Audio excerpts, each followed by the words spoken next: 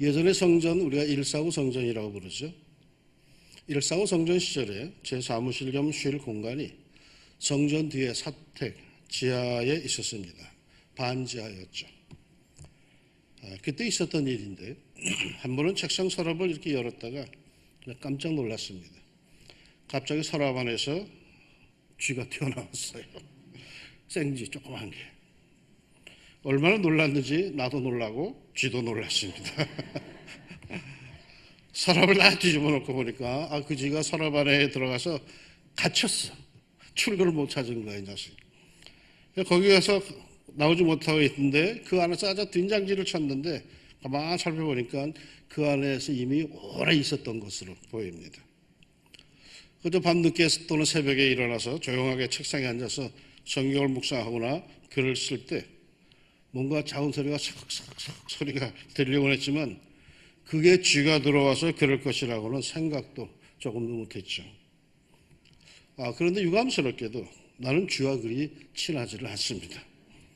그래서 이걸 잡아야 하는지 쫓아내야 하는지 한참을 생각했는데 아무래도 잡으려면 그걸 또 이렇게 하든 저렇게 하든 붙잡아야 할 것이고 해서 쫓아내는 것이 좋을 것 같았습니다. 그래서 방문을 활짝 다 열어놓고 또 대문까지도 활짝 다 열어놓고 나가라고 한참을 서 있었는데 이놈이 꿈쩍도 안 하는 거예요. 이놈아, 난 너를 죽이기 싫어. 그러니 빨리 나가 하는데도 내 뜻을 전혀 알지 못하고 이놈이 그저 날 잡아잡수 하듯이 그대로 어디든가에 숨어서 꿈쩍도 하지를 않았습니다. 그렇게 속이 달아서 한참을 있는데 문득 이런 생각이 듭니다. 나는 자기를 해치고 싶지 않아서 그냥 달아나라고 하는데도 이놈은 내 생각을 몰라. 내 생각을 저놈에게 알려주려면 어떻게 할까? 그래, 내가 쥐가 되든지 저놈이 인간이 되든지 해야 할 것 아니겠는가? 이런 생각이 하는데 갑자기 성령의 감동이 저한테 찾아오더라고요. 그래, 바로 그것 때문에 하나님께서 인간의 몸으로 찾아오신 거야. 그게 바로 말씀이 육신이 되어 오신 이유야.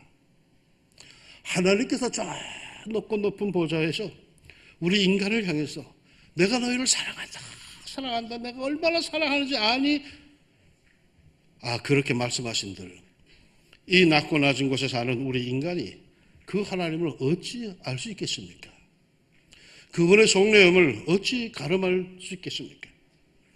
그래서 결국 하나님께서는 당신의 사랑과 뜻을 제대로 알려주기 위해서 하늘의 보좌를 보내시고 이 낮고 낮은 땅의 인간으로 내려오신 겁니다. 그게 바로 성탄의 축복이요, 그 은혜를 기다리는 것이 오늘부터 시작되는 대림절의 의의입니다. 오늘 성경 말씀 짧은 한 절은 우리에게 아주 놀라운 이 사실을 전해줍니다. 말씀이 육신이 되어 우리 가운데 거하심에 우리가 그의 영광을 보니 아버지의 독생자의 영광이여 은혜와 진리가 충만하더라. 영이신 하나님이 육신이 되어서 우리 가운데 거하십니다. 거룩하신 하나님이 추한 인간의 몸으로 우리 가운데 거하십니다. 더군다나 그분은 인간의 몸으로 오셔서도 지체가 높고 존귀한 신분으로 평민들과 격리된 거룩한 생활을 하신 분이 아니십니다. 출애굽기 7장 34절에 보면은 인자는 와서 먹고 마심에 너희 말이 보라 먹기를 탐하고 포도주를 즐기는 사람이여 세리와 죄인의 친구로다 하니, 당신 스스로 세상 사람들이 평하는 말을 그대로 인정하십니다. 생각을 해보세요. 먹기를 탐하고 포도주를 즐긴답니다. 그게 어디 점잡히는 사람의 모습입니까? 게다가 세리와 죄인의 친구라고 할 정도이니 세리와 죄인의 친구가 거룩한 채 하겠습니까? 보통 사람들과 다를 바 없는 똑같은 낮은 생활을 하셨습니다. 누구나 쉽게 다가갈 수 있고 누구나 쉽게 친해질 수 있는 그런 삶을 사셨습니다. 저는 개인적으로 완벽해 보이는 사람을 어려워합니다. 늘 머리카락도 단정하고 옷 매무새도 흐트러짐이 없고 실수하는 경우 하나 없는 그런 사람을 존경을 할지언정 인간적으로 가까이 하지를 못합니다. 왠지 그런 이들은 접근하기가 어렵습니다. 도리어 수도분한 이들, 뭔가 허점이 보이고 뭔가 실수를 해도 함께 웃어 넘길 그런 분들을 저는 좋아합니다. 저 역시 완벽하고도 현실에서 멀리 떨어진 그런 근엄한 정직자의 모습보다도 교우들과 함께 먹고 마시고 즐기고 뒹굴수 깔깔댈 수 있는 그러한 목사. 너무나도 쉽게 아이들이건 노인들이건 그저 우리 목사님 하며 다가올 수 있는 그런 목사가 되고픕니다. 그러게 나는 우리 교우들이 먹는 거라면 저도 뭐든지 다 먹습니다. 점점 빼고 난 목사라서 이거 못 먹어요, 안 먹어요 라고 하고프지 않습니다. 술이요? 그까짓 거야 우리 교우들이 안 줘서 못 먹지, 자기들이 먹는 거라면서 준다면야 뭐. 근데 주지 마세요, 시험 드니까.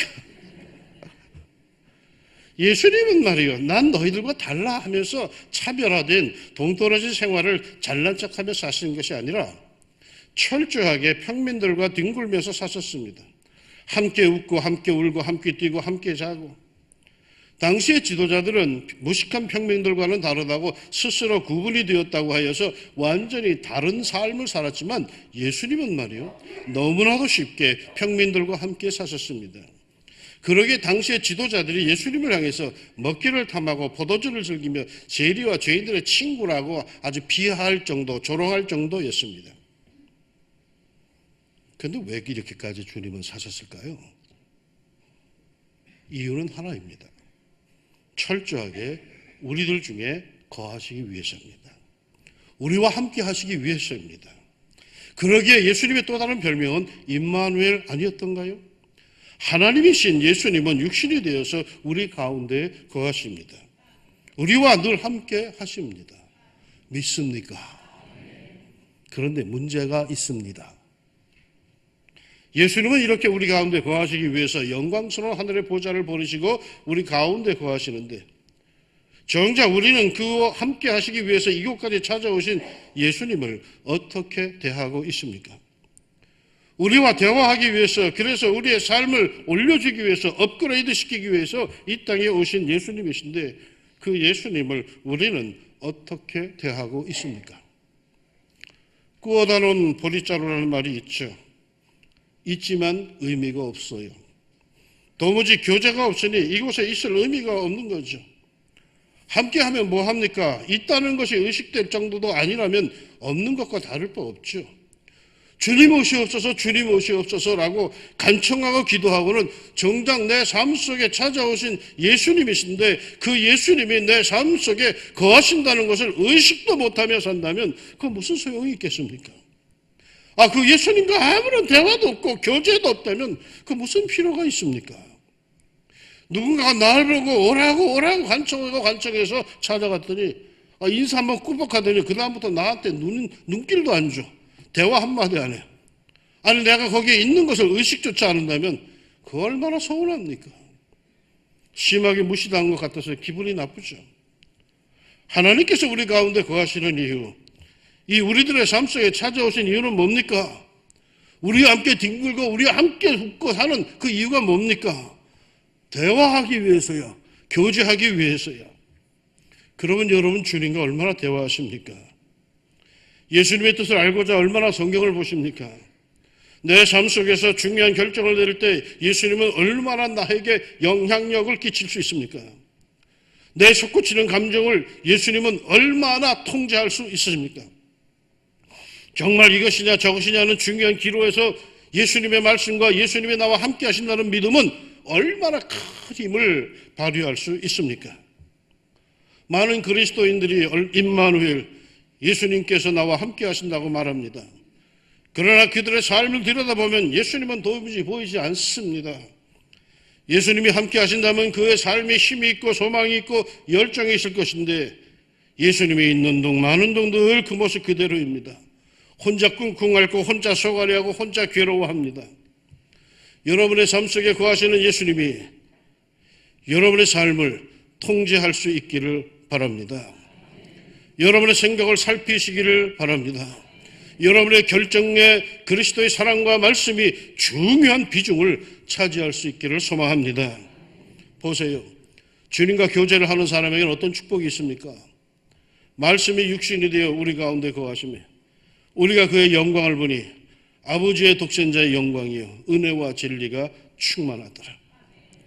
우리와 교제하기 원하시는 주님께서는 무엇이 충만하더라? 은혜와 진리가 충만하다. 충만한 사람에게 얻는 겁니다. 비숑 마른 사람에게 얻는 게 아니에요. 뭔가 있는 사람에게 얻는 거예요. 우리 예수님께 뭐가 충만하느냐? 은혜와 진리가 충만하답니다. 은혜, 내 부족한 삶에 꼭 필요한 거죠. 내 최선을 다하는 이 삶 속에 꼭 필요한 거죠. 내 불완전한 삶에 꼭 있어야 하는 거죠. 어떻게 살아야 할지 모르는 나에게 반드시 있어야 하는 거죠. 은혜가 메마른 사람은 모든 게 메말라요. 그리스도인 성도에게 있어서 가장 좋은 상태는 뭐냐? 하나님의 은혜가 충만한 상태예요. 은혜 받았습니다, 은혜 많이 받았습니다 하고 교회 문을 나서는 성도들의 모습은 언제나 밝고 자신만만해요. 여러분 직장 생활이 어렵습니까? 상황이 어렵습니까? 생각을 해보세요. 직장이 어디 내 마음대로 됩니까? 사는 게 어디 다 내 마음대로 됩니까? 돈이 내 마음대로 벌려집니까? 그러면 나는 사는 맛이 하나도 없는 거 아니에요? 왜? 원하는 걸 다 못 얻었으니까. 무슨 재미로 살겠어?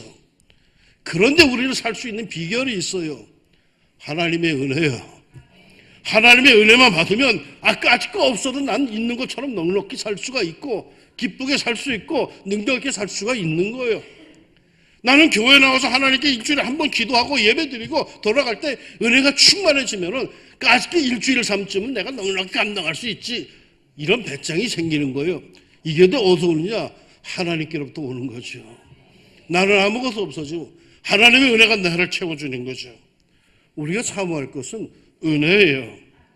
내가 최선을 다하고 내 부족한 부분을 채워줄 하나님의 은혜. 이 은혜는 내게 삶의 에너지를 주고 내게 기쁨을 주고 의욕을 주고 감사를 주는 거예요. 나에게 은혜가 늘 충만하다면 여러분 우리는 성공한 인생입니다. 주님을 가까이 하고 늘 그분과 교제하고 기도하고 찾는 이들에게 이 은혜는 주어집니다. 어디 그뿐이겠습니까? 진리, 바르게 사는 것 역시 주님과 온전히 교제하는 사람에게 주어지는 겁니다.